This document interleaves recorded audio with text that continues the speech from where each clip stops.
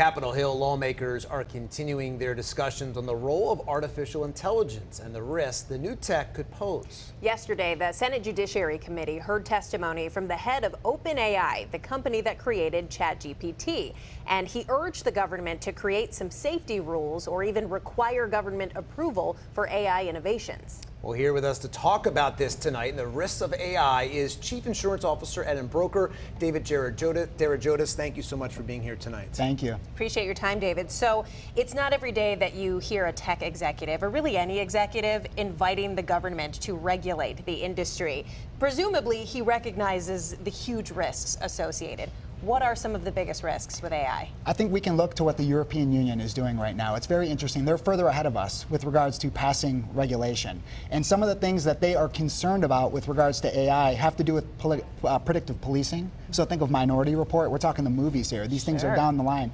You know, think Black Mirror. They talk about using artificial intelligence to create like a social score or trustworthiness of individuals. Those things we need to be very mindful of. They're not that far down the corner from where we are now. It's going to get more advanced. It's going to be a lot stronger and a lot more powerful.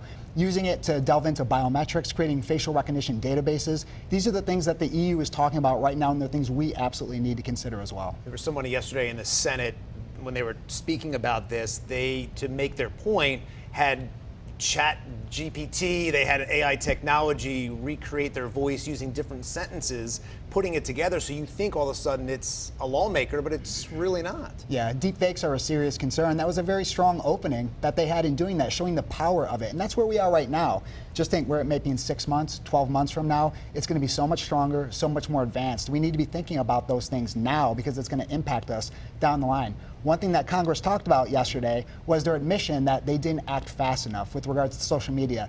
They have a very checkered past when it comes to dealing with emerging technologies. Social media is just one of the things that they missed the boat on. The other, cryptocurrencies. You know, we have this real fight and struggle back and forth. Are they securities? Are they currencies? Again, emerging technologies have been an area that Congress has missed the mark. We can't afford to do that with artificial intelligence. Is it possible that we've already gone too far when it comes to the disinformation aspect? We saw what an issue that was with politics, with elections in the past few years, and now we have, like you mentioned, voices being able to be replicated, images being doctored. It's very difficult, even for an intelligent person, to understand what's real. Yeah. The leaps and bounds that artificial intelligence is making is impressive. It's incredible. Its ability to create, like you said, images, its ability to create other types of media, online looking at movies and clips. Is this something that's trustworthy? Is it not? I think part of the regulation, the way that we need to get our arms around it, is to have those appropriate labels on content that we're looking at. It's very important to have a clear understanding if something was human generated, if it's authentic, or if it's artificial intelligence generated content. When you talk about the election coming up, 2024, is that worst case scenario? We've seen all sorts of social media. There's information here, there's information on this side. What is accurate? You throw the AI technology in and who knows what to believe. Well, absolutely. Again, it makes it very confusing for people. Politics, elections, that's certainly an important area. What about the military? What about wars that are being fought? Imagine being able to program a drone that can make a decision on its own on the target that it intends to take out. These things are not imaginary. These are all things that are being contemplated and that can certainly be used. We're not very far off from that. So let's talk more about what this regulation could look like. You talked about Congress missing the boat on social media. Many of our lawmakers in Washington are octogenarians. Are they really equipped to understand and regulate something as complicated as AI? Well, I think they've proven in the past that they're not able to do that with, again, looking at where they missed the mark previously. I think you need to bring somebody in that comes from that industry, someone that understands the technology, somebody that can be a bridge between private sector and the government to help oversee or to help guide the entire process.